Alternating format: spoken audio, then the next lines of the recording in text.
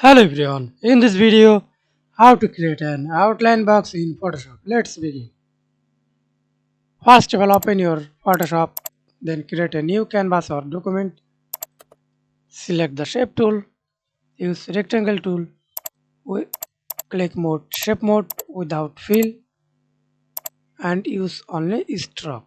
Stroke color red, black, etc. Press enter. Then click anywhere, drag on your mouse, create the outline box and increase the outline box size. Okay, and step 2, open any image, then select selection tool, press M on your keyboard or right click on your mouse, select rectangle marquee tool, then select anywhere,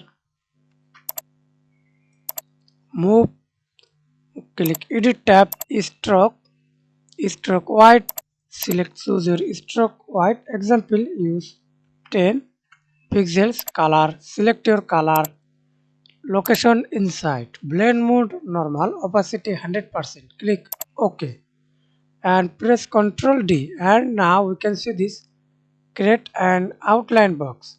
Thanks for watching video. Please like, comment, share and subscribe to my channel.